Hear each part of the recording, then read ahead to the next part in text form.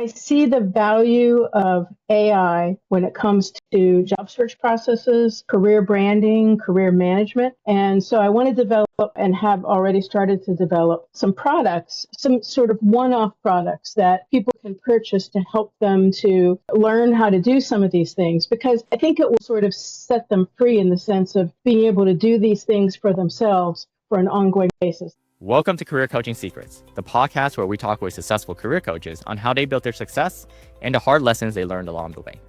My name is Davis Nguyen, and I'm the founder of Purple Circle, where we help career coaches scale their business to 7 and 8 figures without burning out. Before Purple Circle, I started and scaled several 7 and 8 figure career coaching businesses myself and consulted with 2 career coaching businesses that are now doing over $100 million each. Whether you're an established coach or just building your practice for the first time, you'll discover the secrets to elevating your coaching business. Hey everyone, welcome to another episode of Career Coaching Secrets podcast. I'm your host, Regan, and today's guest is Cheryl Simpson. Cheryl is an award-winning executive resume writer, a career coach, and a LinkedIn network strategist with over 30 years, and that's 33 years plus of experience across 30 plus industries and 6 continents.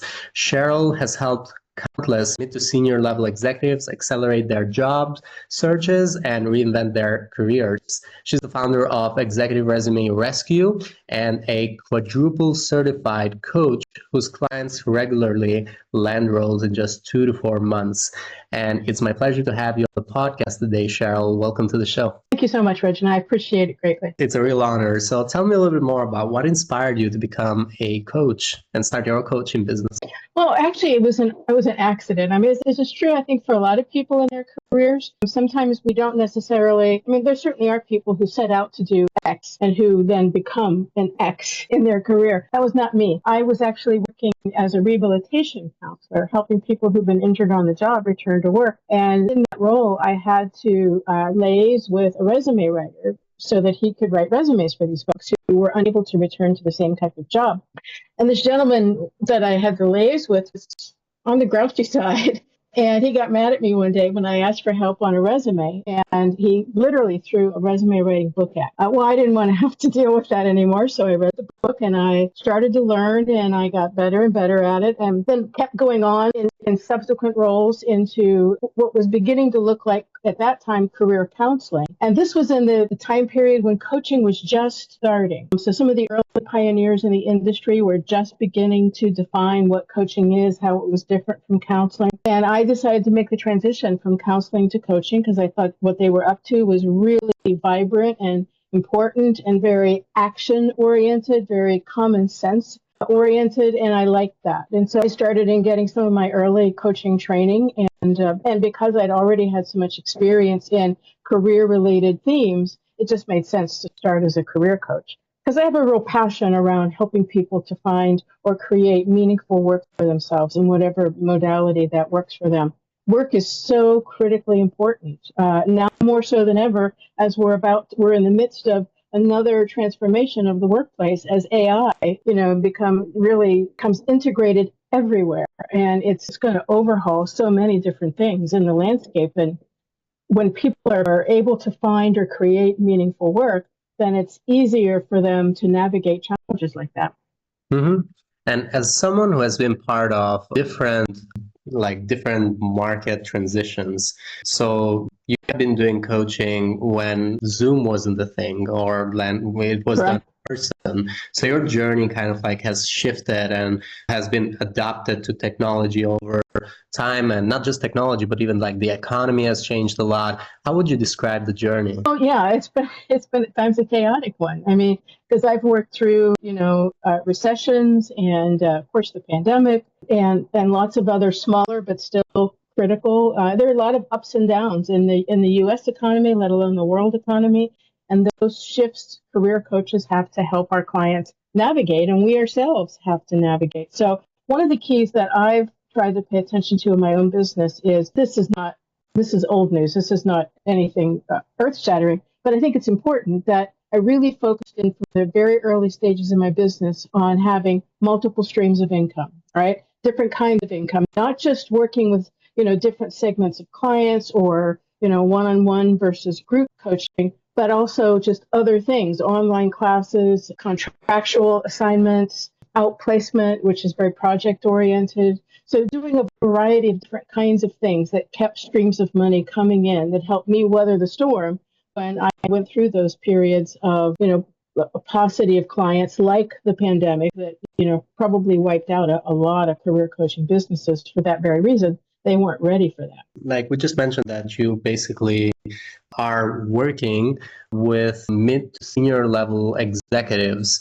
Is there a specific like industry or demographic when it comes to that? Not really. I really wouldn't care. I tend to be somebody who's really needs a lot of variety in my work. Focusing on one industry to me would be really boring. So I've always preferred to work with a wide variety of clients. Certainly there are a lot of sectors where I get a lot of referrals. And so I do have some sort of subspecialties within those different sectors. But broadly speaking, it's more clients who may be senior management level and up, all the way to the C-suite ranks. And so those are clients who, generally speaking, are in their late 40s, 50s, and on up in age across a wide variety of socioeconomic and education backgrounds, ethnicities, countries, you name it. So that variety creates a lot of vibrancy for me personally. And I'm a passionate believer that a resume writer doesn't have to be an expert in a particular industry, because if you know how to write resumes, you can write resumes in almost any industry because there's so many rich tools available. And because our client is the expert in the moment, if we know how to question and draw key details from them, and then we supplement that with information we may draw from the web, from some specific information sources, it's not a problem. So I never felt the need to specialize in that way, but certainly a lot of folks do, and more power to them. When it comes to currently, you just mentioned that some clients, you're finding through referrals. What would you say is the main way? And if it's referrals, is there any secondary way that you're utilizing to generate leads for your own coaching business, or is it all referrals at this point? Referrals, but certainly it's probably the majority is referrals. But a key secondary resource for me is LinkedIn. I don't like marketing, and I'm not good at and don't really care for social media marketing. Again, that's a great solution for a lot of folks. It just wasn't my personality. I tend to be more introverted. So when I stopped and thought about what kind of a marketing strategy would work for me, I tried to go toward my strengths. And for me, that's writing, not only because I'm a resume writer, but because I enjoy writing, period. So I started writing articles on LinkedIn, long-form posts, when that function first became available on LinkedIn a long time ago, and developed a thought leadership following. And that has been a very significant source of clients for me. And are you continuously writing content on LinkedIn? Frequently as I used to, but I still do some. Yeah, I've taken a break from some of it for a bit, and I'm about to get back into it because I'm kind of shifting my business a little bit and entering some new sort of sectors in the market. And so I'm developing content specifically for those pillars once they're available. The reason why I mentioned that is yesterday I had a coach I was interviewing, and he was talking about the importance of posting on LinkedIn from his perspective, a coach, but also as an SEO expert. He said that a lot of these LinkedIn articles are right now also being indexed on Google, meaning they also are showing as articles on Google. So they're getting attention outside of LinkedIn for anyone who's searching for topics like those topics that, for example, you'd be covering in your LinkedIn. When it comes to the future, moving away a little bit from marketing, do you have goals right now that you're working towards in the next 1 to 3 years? You did mention that you're shifting a little bit the focus. Would you mind to share a little bit about that? Sure. I see the value of AI when it comes to job search processes, career branding, career management. And so I want to develop and have already started to develop some products, some sort of one-off products that people can purchase to help them to learn how to do some of these things, because I think it will sort of set them free in the sense of being able to do these things for themselves for an ongoing places. They're already showing up businesses who specialize in AI-driven career stuff. But a lot of those are subscription models, and just finances being what they are, I can see people maybe taking advantage of those in a short term, but not necessarily utilizing them over the long term. And I'd rather encourage the use of some of this AI prompting over the long haul, because I think it's an important skill for people to learn, number one. Number two, even people who aren't technically minded need to learn this skill. It's so critical for the future. And I personally find it fascinating to work with AI systems and come up with prompts that help people to improve their LinkedIn profiles or resumes, but even more importantly, interview prep, salary negotiations, career management, what direction should I go, which industry should I go? There's so many rich possibilities that AI can help with, where the person is totally in charge of where their career is going, but they're getting the help of this, an AI system that's even more powerful than a Google search. That's pretty awesome when you think about it. Yeah, and I'm also kind of like passionate about AI, especially because I feel like the whole era has changed a little bit. It's not about information anymore. Information seems to be rather cheap right now, or easier to get. Like, you can get information on anything. Right now, I think we are in a business of asking the right questions. Answers are cheap, like AI will give them, but knowing what questions to ask has more value. And asking the right questions, I feel like, do make a difference when it comes to being able to use AI and, just like you mentioned, prompting. Absolutely. It's a science unto itself. I read an article just the other day about how, as we've had these various technological advances since, say, the Industrial Revolution, every time these new advances come into play, some jobs disappear from the economy, but lots of other jobs, suddenly come about that didn't exist prior to that and weren't even on anybody's radar prior to that because they weren't needed, And so now we have prompt engineers, an occupation that did not exist a few years ago, but now it's a thing. And there are going to be many, many, many examples of that as we move forward into this AI revolution of some jobs disappearing, other jobs appearing for the first time. And I think the potential here is for people to really unleash their talents in new ways. That's what speaks to me as a career coach, is people being freed up from some of the drudgery. We all have jobs where we have too much paperwork or other things that are just less interesting, and we could free up our energies and use more of our creativity, and just imagine the possibilities for all of humanity when we do that, and when we help our clients to do that. I think that's a cool thing. Yeah, it's a really cool thing. And yeah, we live in a golden age right now to be able to have that all. Even before, okay, you could go in Google and find a lot of information, but right now it's gotten so much easier with the AI that you don't even have to read multiple articles and do the research around, but you actually get the exact answer you were looking for from the start. AI is like a meta brain, right? So yeah, you can conduct a Google search or fill in the blank search, but you still have to do a lot of the reading and a lot of the work, and AI is going to step in there and almost not completely eliminate the need for that, but dramatically reduce it and help to begin to synthesize things before you even have to begin, internalizing your own synthesis. So your ability to stand back from something and learn from it is many times better than it was even, 3-4 years ago. So the prospects for insight and for fresh directions and for new career possibilities and new ways of thinking about problems. And, the job search process, for example, is a process that is boring and burdensome and it takes up time. And it's just, people have to put part of their lives on hold to do it. And so what AI can do is AI can condense all that frustration, take care of a lot of the work, not completely, but certainly, again, dramatically reduce the burdensome part, free up people to have more of a life while they're job searching, particularly for those who are job searching while they're working. But even for people who are unemployed, it gives them so many more opportunities to think about and to consider and to explore and apply for. And the other thing is that it keeps on evolving, right? So it's not stopping here, obviously. Just like in the last 2 to 3 years, it has evolved a lot.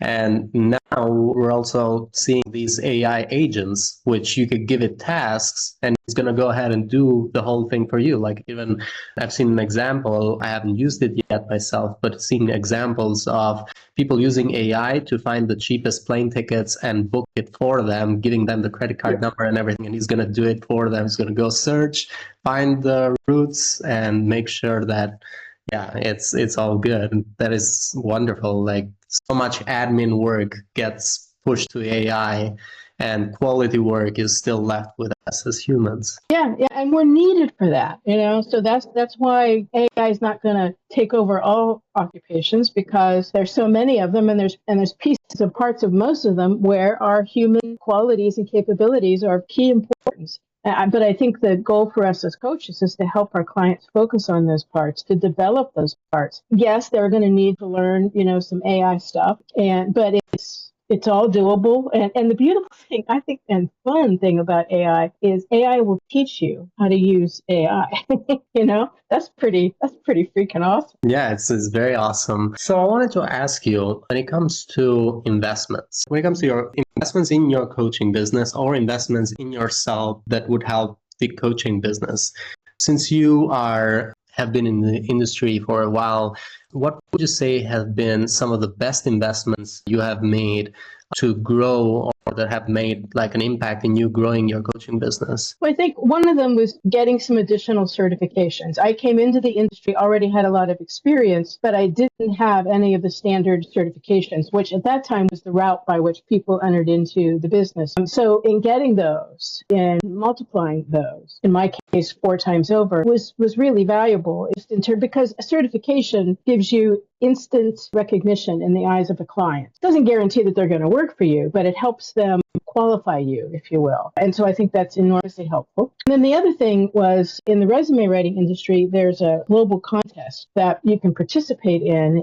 And it's often referred to as the Oscars for resume writers because it's very high profile. And so I started to participate in that. And I didn't participate in it every year, but I participated in it a number of years and won a lot of awards. And that also, I think, was it's an investment of time and a little bit of investment in money. There is a cost. It's pretty minimal. But those two things, I think, really made a huge difference. Additionally, I think there were some things that I've purchased over the years that helped with things like forms. It's not necessarily the best use of my time to sit around and spend hours developing forms when somebody else has already developed those forms and I can download those and use those and adapt them from there. So those kinds of easy admin solutions, I think, also make a lot of sense. Have you also invested before in like either coaching programs or business coaches or masterminds or like communities that you found helpful for your coaching business? Well, it didn't require an investment, but I'm a member of Career Directors International, and so certainly that's been a very valuable membership for me. Other types of coaching programs, early on I had a coach very early in the business, and that was without question enormously valuable. And going through coaching myself for a coach, I think it's critical to have that experience of knowing what it's like to be coached, and so you have a greater understanding of what happens on the other side of the couch, so to speak. And actually, for a lot of coaches that I've interviewed, it has been the thing that got them inspired to start their coaching business is they received great coaching and then they decided to start their coaching business and like get certified and everything else.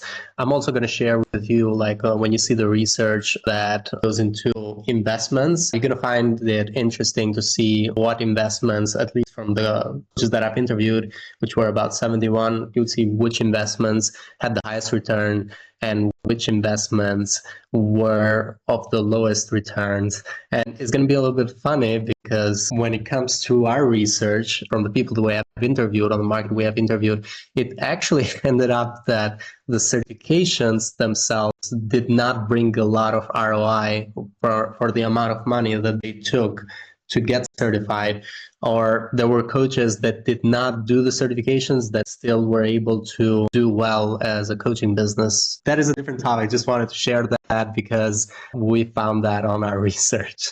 Well, but I think that makes a key point about careers is that most careers, the vast majority of them, there are multiple pathways in. And that's just what you just described. There are, my experience does not match that of, some of the other coaches that you talk to. And that's the beauty of it. There are relatively few occupations where there's one way in and either you follow that path or you don't gain entry to that occupation. So that's a very powerful thing about particularly the U.S. economy, but I think most economies is that we have more options than we know what to do with, which is another reason why we need coaches. Absolutely.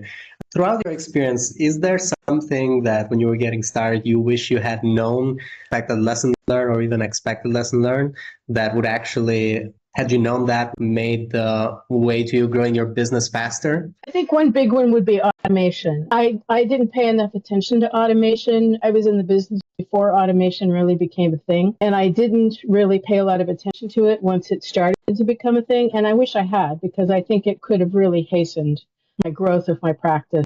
Not to mention save me, like automation, like AI, save me time, save me energy, remove some of the tasks that I like the least and struggle with the most. And those things could have just been done. And of course, the payoff in terms of what the client sees is a smoother, more professionally run coaching practice, which certainly reinforces their perception of you as a qualified and serious, professional, which is kind of helpful. Yeah, it absolutely improves the overall quality of the services that you can provide because of like everything coming in a timely manner because it's the machine like sending all of the emails and everything and making sure that it never misses them compared to us humans, which can sometimes like a lot of things can happen in our lives. And sometimes like, let's say we had a newsletter, we send it every Tuesday, like a certain Tuesday, we couldn't send it, but the machine will always send it. So yeah, absolutely.